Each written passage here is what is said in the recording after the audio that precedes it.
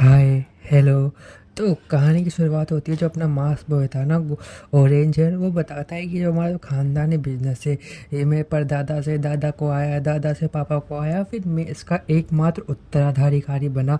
And जो रे है ना, रे चश्मिश, वो मेरा बचपन का दोस्त थी, यानी मेरा एक लौता बेस्ट फ्रेंड है वो। एंड मेरे बचपन में कम ही दोस्त थे, लेकिन अच्छे दोस्त थे।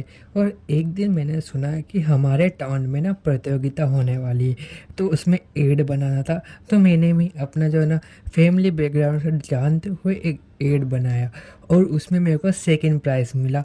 वहाँ मैं तुमसे पहली बार मिला, मैंने देखा तुम में फर्स्ट प्राइज़ मिला था, लेकिन तुम फिर भी सैड थे, तुम रो रहे थे। मैंने जब तुम्हें को देखा तो मैंने तुमसे उसकी वजह पूछी, तुम रो क्यों रहे हो, तुम्हें हैंग की दिया मेरा, लेकिन तुमने डांट के दूर हटा दिया मेरे को समझ में नहीं आया कि तुम ऐसा बर्ताव क्यों कर रहे हो, तुम पहले आए थे, उसकी खुशी मनाओ। वो कहता है क्या इस नॉनसेंस भरी दुनिया में मैं खुशी मनाऊँ, मुझे इससे भी बड़ा करना चाहिए था। वो रो रहा है, तो ये तो खुश होने की बात है, तुम फर्स्ट आए, खुश होने की बात नहीं है, दुखी होने की। तुम जैसे वजह से मैं आगे नहीं बढ़ पा रहा। मुझे उसको फर्स्ट प्राइज़ लेते हुए देखा, उसके चेहरे पे खुशी नहीं थी। मैंने उसकी एग्जीबिशन देखी, यानी जो उसने सब्सक्राइब बनाया था प्लीज वो देखा। ताकि रीच तो बढ़े और हम नेक्स्ट सीन में नोटिफिकेशन देखते हैं ज़्यादा तो से पास्ट ज़्यादा था। लोगों तक जाए। तो प्लीज़ सब्सक्राइब। नेक्स्ट सीन में देखते हैं वो ना, वो एक फ़ोटो दिखा था उसको, ए तुम ये हो, हाँ तुम्हें आज मिली। मैं सब कितना बदल गया, कुछ नहीं बदला, तुम अभी भी वैसे ही हो, चिड़चिड़े अकेले रहने वाले, लेकिन मैं शायद बदल चुका हूँ। नहीं, तुम नहीं बदले, तुम अभी भी दूसरों के लिए सबसे आगे रखते हो अपने आप को, ठीक है। एंड कहाँ जा रहे हो तुम, मेरी बात आज तुम्हें सुननी पड़ेगी। क्या सुनूं, तुम नहीं बदले, तुम अपने से पहले दूसरों की सोचते रखते हो और हमेशा ही ऐसे सोचे रहोगे। ऐसा नहीं है, ऐसा ही है। एंड वो उसको अपनी तरफ खींचता है इचिकावा, एंड वो लोग किस कर लेते हैं, और इशिकावा खुद ही शर्माता है, जो हुआ भूल जाओ। वो अपना मेन प्रोटेगनिस्ट कहता है क्या डायरेक्ट तुमने किस क्यों करा, मतलब तुमने किस किया तो भूलने को क्यों कह रहे हो। वो कहता है कि देखो सबका फ्यूचर होता है, सबका पास्ट होता है, उसे आगे बोल कर चलना पड़ेगा। मुझे नहीं पता कि तुम कैसे थे, लेकिन अब तुम बदल गए हो, तुम्हारे लिए फीलिंग है मेरे दिल में और मेरे लिए भी है तुम्हारे दिल में। हम क्यों ना इसको कंटिन्यू करते हैं, रात को मूवी देखेंगे। एंड भाई और नेक्स्ट सीन हम देखते हैं कि रात को अकेले बैठे बैठे मूवी देख रहे होते हैं। वो सोच रहे हैं कि जो तुमने जो मूवी लगाई इसकी चॉइस अच्छी है तुम्हारी। एंड हाँ, तुम बताओ, तो तुम्हारे जो एक्टिंग करियर है वो, नहीं हम सब बस अभी तक साथ हैं, फिर कोई अलग जाएगा। और वो अपनी टीम का बता रहा होता है कि सब लोग अलग अलग जाएंगे और हो सकता है कि हम कभी फिर मिले ही ना, सबके सपने अलग अलग है।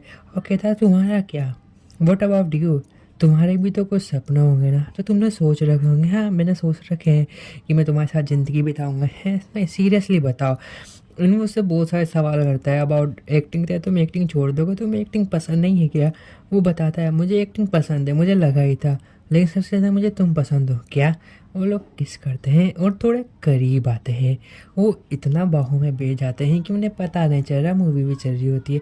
नेक्स्ट सीन का अपने इचिकावा की बैक दर्द कर रही होती है, सब उससे कहते हैं तुम ठीक हो, तुम्हें कुछ हुआ है क्या। नहीं, हमें फिल्म बनानी है, हमें थर्ड ईयर वालों को सबको दिखाना है कि फर्स्ट सेकंड ईयर वाले भी किसी काम के। तो कहता है चलो फिर हिम्मत करो आगे चलो, हाँ हाँ तुम देख क्यों रहे हो, तो वो सबको मोटिवेट करता है। नेक्स्ट सीन में हम देखते हैं कि जो अपने थर्ड ईयर वाले बंदे हैं ना, वो काम कर रहे होते हैं। एंड वो कहते हैं कि आप सबका हो गया, हाँ हाँ थोड़ा सा बाकी है, हमें लास्ट सीन की शूटिंग करनी है ना, हाँ। एंड वो लोग कहते हैं चिकावा अब जा रहा है ना, उसके दादू की तबीयत सही है ना, हाँ। एंड रेम को बुलाता है कि लास्ट की एडिटिंग तैयार हो चुकी है, आप सब देख लीजिए। तो लास्ट पार्ट की एडिटिंग करके इसका ख़त्म हो जाता है। एंड नेक्स्ट सीन में चिकावा और रे मिलते हैं। इन वो आपस में स्टेयर्स पे बैठ के रूफ टॉप की उससे बातें करते हैं कि आज का दिन कितना हेक्टिक था ना। तो वो पूछता है तुम अब छोड़ कर चले जाओगे ना। वो कहता है हाँ मैं जाना नहीं चाहता, लेकिन मेरे को जाना है। एंड वहाँ सब कुछ काटते हुए वो दोनों किस करते हैं। एंड वो कहता है ये क्या था, मैं तुम्हारा हिस्सा बनना चाहता हूँ, मैं तुम्हारे साथ रहना चाहता हूँ। अब नहीं पता है कि मैं थर्ड ईयर से जाने के बाद या मिल तुम्हारा स्कूल से जाने के बाद मेरा क्या होगा, लेकिन मैं फिर भी तुमसे मिलना चाहता हूँ। मैं स्कूल के बाद भी तुम्हारे साथ रहना चाहता हूँ, तुम्हारे साथ खुशियाँ देखना चाहता हूँ। मैं नॉर्मली कन्वर्स सके। नेक्स्ट सीन में हम देखते हैं कि वो लोग एडिटिंग कर रहे होते हैं अपने फिल्म के लिए, कि जो उनसे रे ने कहा था। ठीक है। नेक्स्ट सीन में हम एक लड़के को देखते हैं जिस एक न्यू कैरेक्टर अनलॉक होता है जिसका नाम है शियोन। वो बताता है कि मैं और मेरे में अंधेरे में दोनों चीज़ को मतलब शांत है, हमें उजाला ही लाता है हमारी ज़िंदगी में बेहतर के लिए, इसलिए मुझे उजाला चाहिए। इन्होंने अपने आप को इंट्रोड्यूस करा, हेलो सेकेंड ईयर वालों, मैं हूँ शियोन, मैं हूँ ट्रांसफ़र स्टूडेंट और ये मेरा पहला टाइम है बॉयज हॉस्टल में, और मैं यहाँ आया हूँ एक बॉयफ्रेंड ढूंढने, मेरे को एक बॉयफ्रेंड चाहिए क्योंकि मेरी लाइफ घटिया चल रही है। एंड ऐसे ऐसे बताता है। वो कहते हैं क्या तुम अपने बारे में और नहीं बताओगे, तुम अगर सीरियल बॉयफ्रेंड की बोलोगे तो सब ऑकवर्ड होएंगे। अरे हाँ मुझे बताओ तुम्हारा कोई सवाल है मुझसे, तो अपना रे हाथ उठाता है, हाँ मेरा है। तो पूछता है क्या सवाल है, तुम्हें बॉयफ्रेंड चाहिए ना, नहीं मिलेगा, और तुम फिल्म क्लब के भी लायक नहीं हो। क्या तुम ऐसे कैसे कह सकते हो कि मैं फिल्म क्लब के लायक नहीं हूँ, क्योंकि मेरे दोस्तों ने कहा था कि तुम बॉयज़ हॉस्टल में जाओगे बॉयज़ कॉलेज में तो तुम्हें मिल जाएगा, और मुझे ऐसी बातें करते रहते हैं, हंसी मजाक करते रहते हैं। एंड फिर वो बहुत से क्लब ढूंढता है कि, और उसे मिलता है एक hockey club, ice skating club, जो 2 बंदे आते हैं इसको इनवाइट करते हैं कि तुम आओगे। वो हाँ इतने अच्छे बंदे, मैं जाऊँगा। वो फिर वो स्केटिंग करता है और मेरे भाई स्केटिंग में टॉप क्लास होता है। सब लोग कहते हैं कि हाँ इसको परमानेंट मेंबर बना लेना चाहिए, लेकिन भाई वो अपना इस्तीफ़ा देख के चला जाता है कि नहीं मुझसे नहीं होगा। फिर वो सब रोते हैं और ऐसे ही वो बहुत से क्लब ज्वाइन करता है, लेकिन आगे चल के वो सब छोड़ देता है, पता नहीं उसके दिमाग में क्या चल रहा होता है। और ऐसे ही वो अपने कमरे में बैठा था, सब कुछ क्लब से निकाल देने के बाद और एक अच्छा बॉयफ्रेंड ना पाने के हताश में वो लेटा था।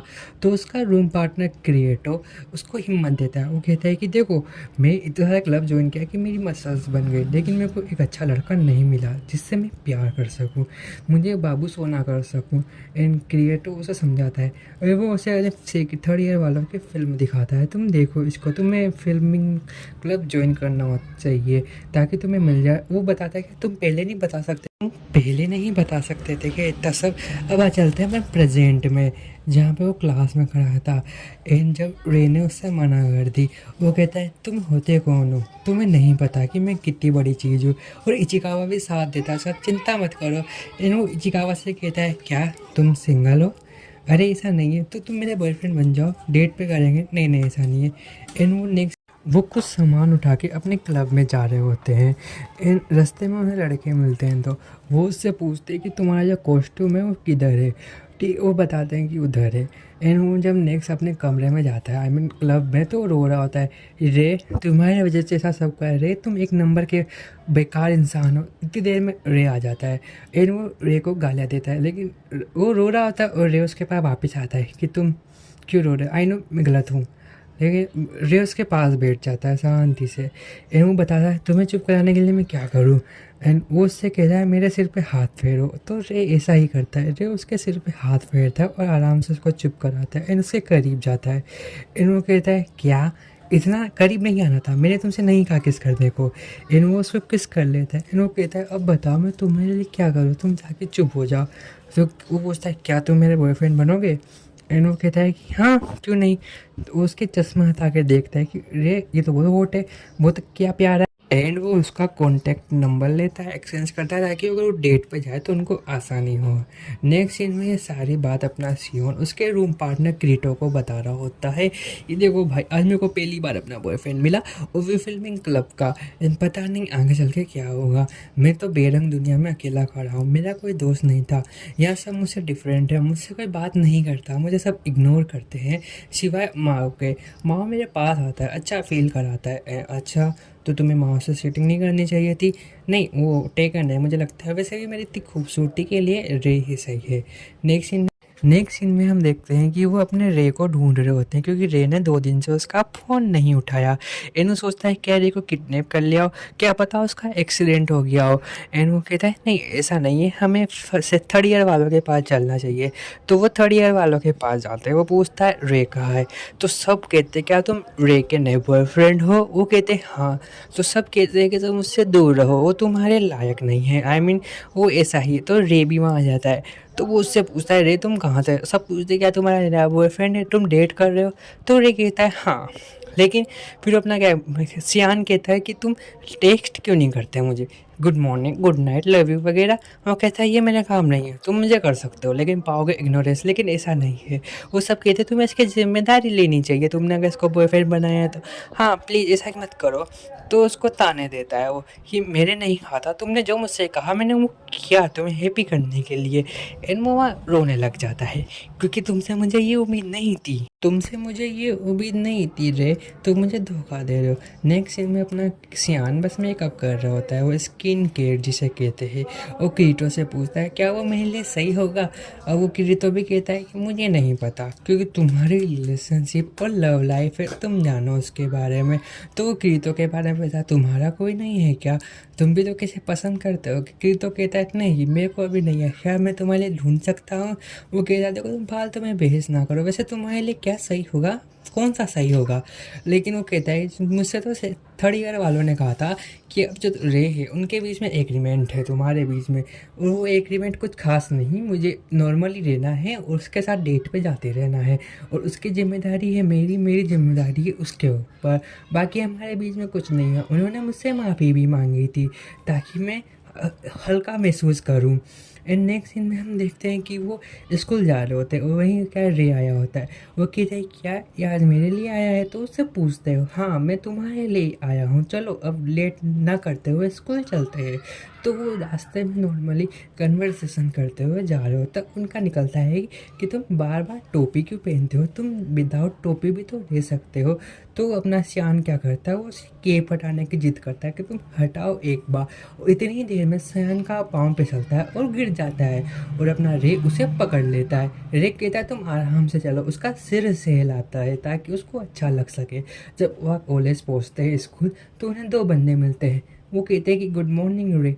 तो पूछता है क्या रे तुम इसे जानते हो, हाँ ये हमारी फर्स्ट ईयर का सियान है जो न्यू ट्रांसफ़र स्टूडेंट है, और ये तुम्हारा क्या लगता है। वो बताता है कि मेरा अच्छा दोस्त है और हम एक दूसरे को डेट कर रहे हैं। सियान की तो खुश हो जाता है, क्या उसने कहा हम डेट कर रहे हैं, आज जब उसने सबके सामने कबूल किया ये तो अच्छी बात है, हम डेट कर रहे हैं। वो बस इसके बारे में खुश हो रहा होता है और हवा में उड़ रहा होता है। एंड वो कहता है कि मुझे इस डेट को आगे बढ़ाना है, फ्यूचर में हम दोनों अच्छे बॉयफ्रेंड बनेंगे। एंड नेक्स्ट सीन में हम देखते हैं क्रीतो, और उससे लंच के पूछता है वो क्रीतो तो लंच खा लो यहाँ पे बैठे बैठे, लेकिन क्रीतो भाग जाता है। एंड वो रे के पास जाके बैठ जाता है और कहता है रे तुम कंफर्टेबल तो हो ना मेरे साथ। वो कहता है मैं तो हूँ, तुम बताओ तुमने अपने दोस्त को क्यों छोड़ा, तुम उसके पास जाके बैठो। वो कहता है क्या तुम मुझे भगाना चाहते हो, क्या तुम मुझसे ब्रेकअप करना चाहते हो, नहीं ऐसा नहीं है। और रे चुप हो जाता है। अब अपना जो सियान है वो बहुत मेहनत करता है ताकि सबके बीच कंफर्टेबल हो जाए, सबके बीच अपनी जगह बना सके। वो क्रीतो को भी मोटिवेट करता है तुम मेरी हेल्प करो, और तुम्हें किसी ने बुलाया है, अब किसी ने इनको बुलाया है और क्यों बुलाया है वो आगे चल के पता चल